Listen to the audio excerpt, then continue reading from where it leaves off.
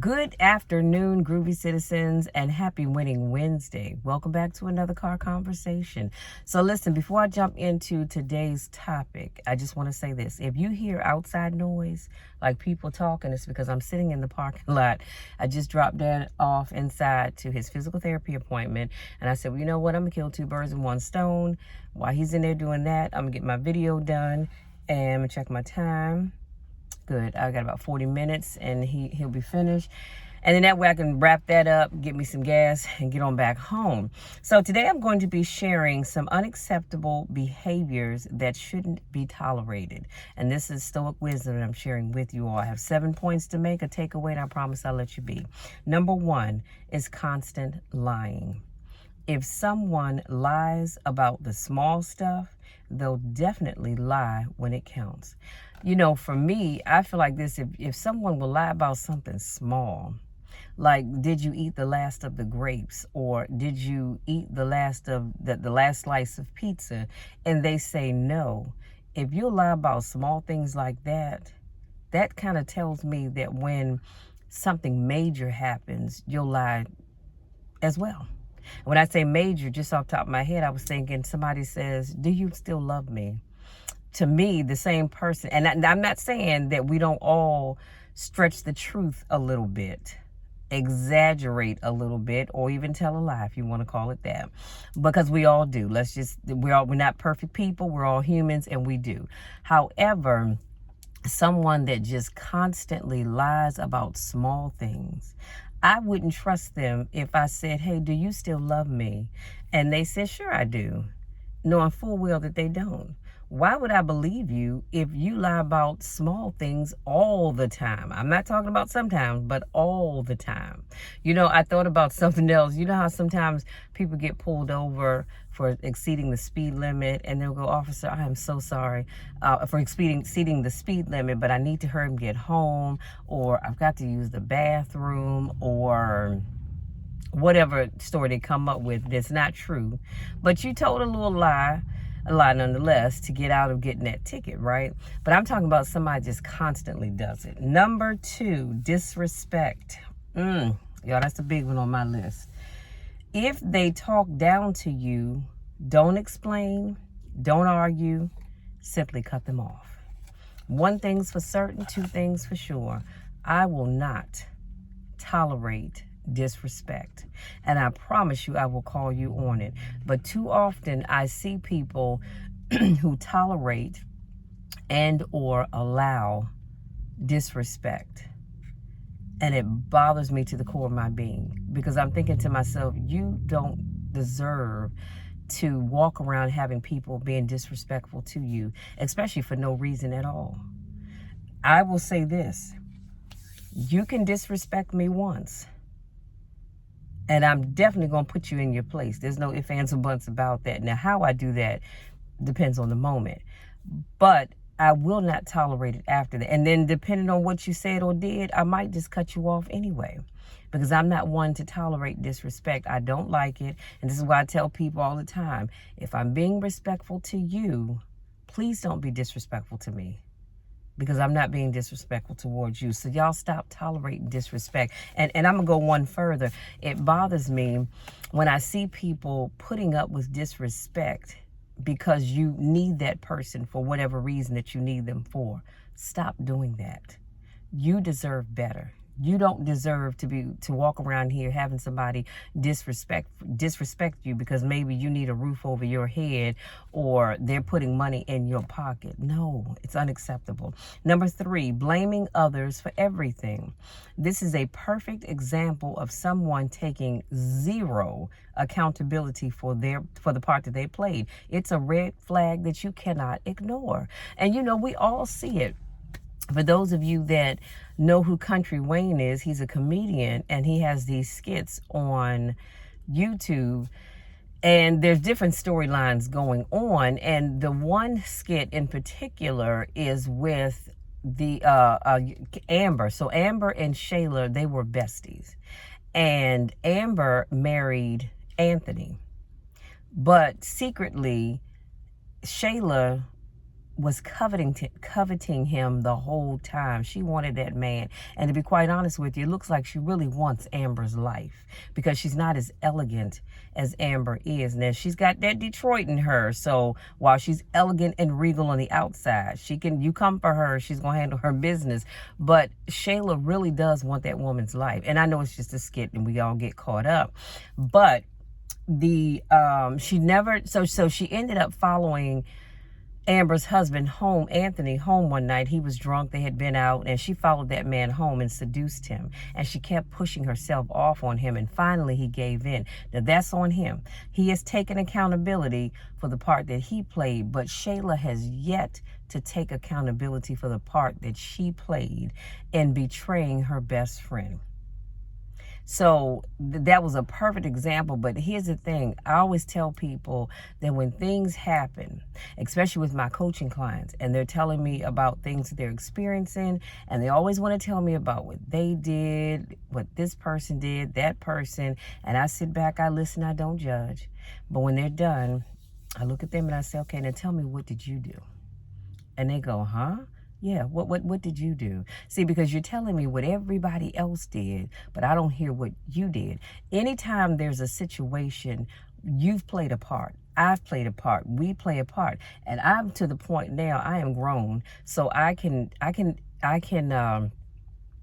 lost my train of thought, y'all. I can admit to the part that I played in whatever situation may be. I can do that. It doesn't always feel good to do that, but I definitely can do that. But a lot of people have a hard time admitting to the part that they played. And so you're not taking accountability. And I was telling somebody recently, I said, people really have to stop and think that the situations that you're in right now, or the situation, depending on how many situations you're in, you played a part. You may not want to admit it. You may not want to acknowledge it. You might not even want to hear about it. But you played a part. Whatever situation you're in, good, bad, or indifferent, I promise you, you played a part. But I need you all to start taking accountability. Stop always pointing the finger at everybody else and not being responsible for what you did, for what you said, what you didn't do, or what you didn't say. Because I promise you, you played a part. Number 4, gossiping. If they talk about people behind their backs to you, guess what? They will do the same thing to you. So when you have somebody that always loves to gossip, and I get it, we all like some good tea. We do. We all like some good tea. But if you know somebody that's always talking about people, I mean, they know everybody's business but their own, and they're always talking about people, don't you think that if they will come to you to talk about person A, at some point they're going to person B telling your business? Yeah, remember that. Always remember that. That person that's always, I'm not talking about every now and then, spilling some good tea, because we like to get the tea, the gossip, whatever you want to call it. But I'm talking about that person that habitually talks about everybody. It could be at the church. It could be on your job, your neighborhood, in your family. It doesn't matter. I promise you, if they're talking to you about other people, they're going to talk about you to other people. So keep that in mind. And remember, we're talking about unacceptable behaviors that shouldn't be tolerated. You should not tolerate people being around you that are always talking about other people. You shouldn't be around people that are always blaming everyone else for whatever's going on and they take no accountability. You shouldn't be tolerating those individuals that choose to disrespect you. And they can never treat you with the respect that you deserve. And you should not tolerate constant lying. Again, even if it's just small stuff. Number 5, crossing your boundaries. If you know me, I am huge on boundaries. I set boundaries all the time. And I'm one of these people that if you cross that boundary, I will cut you off like the midnight news. You understand what I'm saying? And I'm not even sure if news comes on at midnight, but you know what I'm talking about. There's a set time you cut that TV off.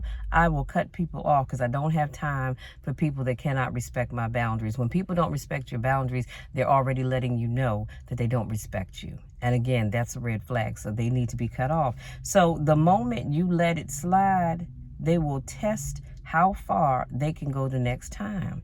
That's why, I think that's why in relationships, people will say, oh, he was so loving and caring, or she, and I didn't see, or I don't know when they decided to cheat. Sweetie, they were already cheating. They crossed that boundary, and they stayed out all night, and you accepted the lie that they told.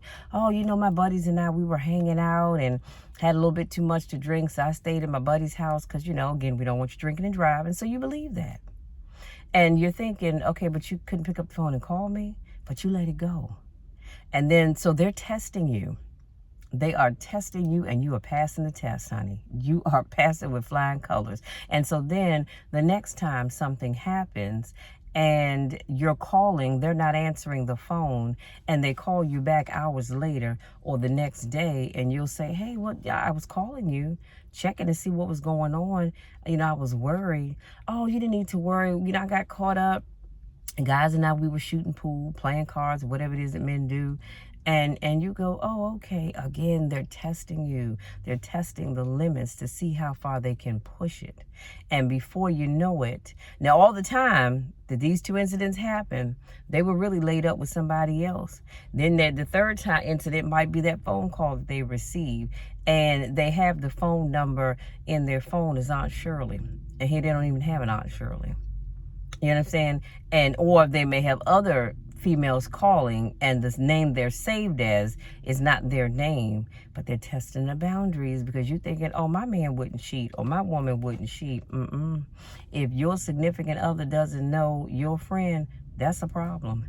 My Frankie knows my bestie Mark, has met him, so I can talk to him on the phone with Frankie in the car because we're always talking about photography or whatever's going on in the world anyway. But if your significant other doesn't know this supposed friend, that's a huge problem. Y'all, I digress. Let me get on back to my topic. What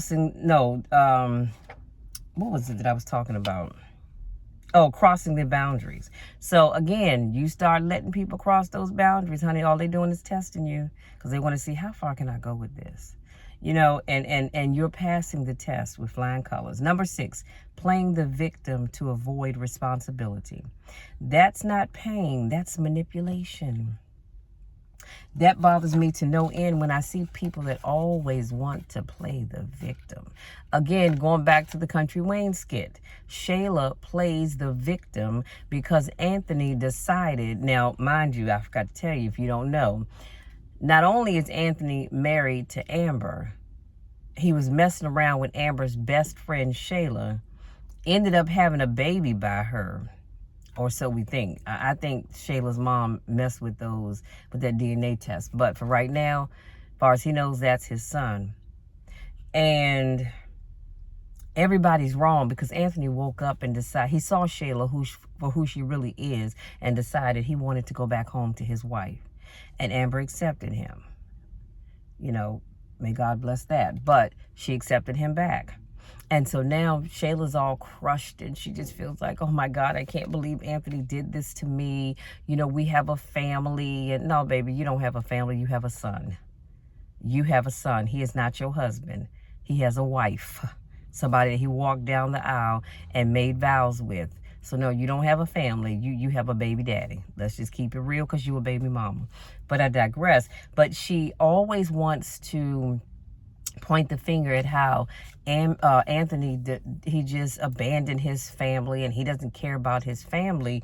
But she does not, she plays the victim. Like she's the one that's hurting. Oh my God, I can't believe he did this to me. Well, what did you think, sweetie? He has a wife.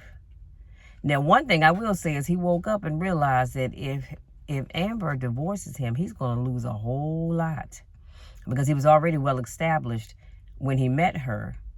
And it was a point where his money got funny and she actually had to lend him $20,000.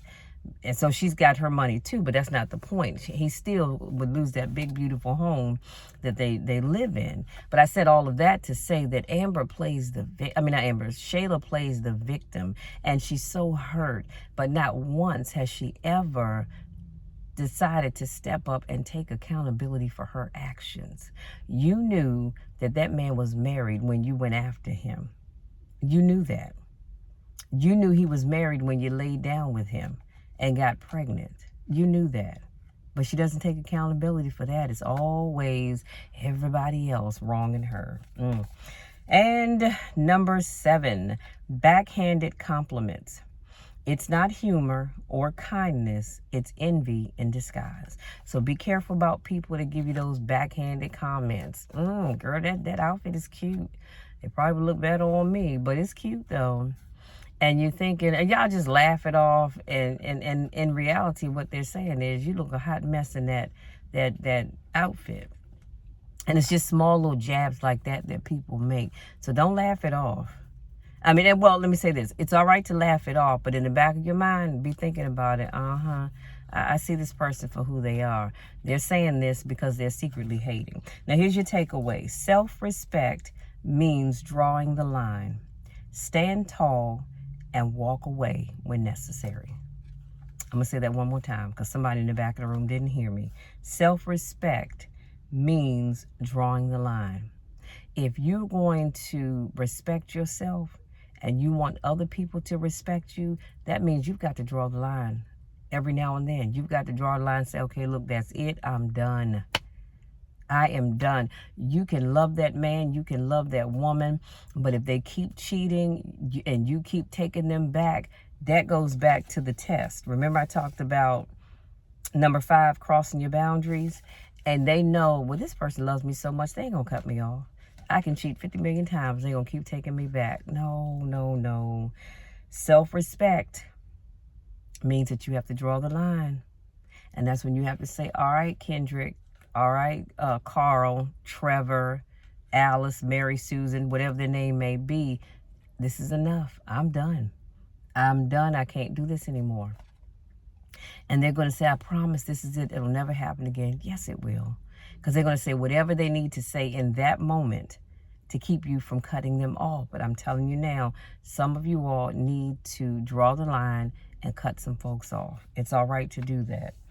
Stand tall and walk away when necessary. I'm going to tell you something. I've lived long enough to know that it's all right to cut people off and it's all right to walk away. I'm not saying it doesn't hurt, because it does sometimes, but you've got to cut people off and walk away and then be all right with it. This is why I always tell people, pray about everything. But when I cut you off, I promise you, I have prayed about it and I have decided that I'm going to look out for my peace, because my peace is more important than your happiness, unfortunately. And so, I've had to cut folk off. It was hard. It really was, and I still love them, with the love of Christ, not necessarily with Michelle's love, but that's neither here nor there. But I had to draw that line, and you got to be okay with it. Don't second guess. See, because when you second guess, you end up like Lot's wife. Y'all know what happened to her, right? When they were leaving Sodom and Gomorrah, and she looked back after God told them to keep moving forward. Don't you look back. And she turned into a pile of salt, right? Well, that's what happens when you are afraid to let people go or to cut them off. Y'all, that's it. That's all I have, because I got about 25 minutes and Dad should be ready. And then we can get on out of here and get on back home, because I have some stuff I need to do before it gets too late. But hopefully something I said, you guys, resonates with you. Hopefully something I said will help you to stop accepting unacceptable behaviors, because you really do deserve better. You truly do. And you deserve better, and you will have better when you learn how, to cut people off, draw the line. Don't let people cross your boundaries. And there's certain people that you just have to keep away from you. Now, I'm not saying you can't love them, because you can. You can absolutely love them, but they just cannot be in your inner circle. You don't need anybody around you that's going to bring you down. You don't need anybody around you that's going to disturb your peace. And one thing's for certain, two things for sure about me, my peace is important. My peace is always going to be more important than your happiness, what you want, what you don't want, what you like, what you don't like. And you need to get to be the same way. Wow. You need to make sure you become the same way. Sorry, y'all. This lady almost caused an accident because she was too, Lord have mercy. You know, it bothers me when people can't just wait. There was somebody crossing the street. That's why the car stopped. Anyway, I digress. I forgot what I was saying. Y'all listen, thank you so much for giving me just a little bit of your time to speak life into you, to motivate and to inspire you. If you're new to my channel, please make sure you hit that subscribe button. If this is not your first rodeo, welcome back. You know I miss you when I don't get a chance to see you. Go out there, you guys. Enjoy the rest of this day, wherever you live. I don't know if it's raining. Like I said, the sun looks like it's trying to come out now. But wherever you live, enjoy the rest of this day. Go out there, have fun. Whatever you do, wherever you go, just be safe, okay? Because that's what I care about. Just be safe. And I want to ask you all to continue to keep the family of the young lady whose name escapes me at the moment, but the 19-year-old that was killed by the 35-year-old guy recently here in Maryland. And actually, where the incident happened is not too far from my home. I would say probably about maybe a good 35, 40 minutes. But just keep that family in prayer. Keep the families of everybody in prayer that's going through something, even your own, okay? Now, having said all of that, y'all, I love you to the moon and back. There's nothing you can ever do to change that because I love you. I love you. I care about you. And that's genuine. That comes from my heart. That's not something I say because I have to. I say it because I truly mean it. I love you all. I want nothing but the best for you. And I believe that the best is yet to come. But you've got to make sure you're cutting off the people that are holding you back. Because some of y'all can't get to your next level because you're too busy hanging out with folks that add no value to your life or to what you're doing. Cut those folks off and watch you start to grow. It's like pruning a bush. Y'all know what I'm talking about? You prune your azalea bushes, and then they start to get healthier because you're getting all the dead stuff off of it. That's powerful. Go out there, y'all. Enjoy the rest of your day. I love you, and we will talk again on Friday. As always, continue to pray for me because I'm certainly praying for you. And watch God change things. Love you.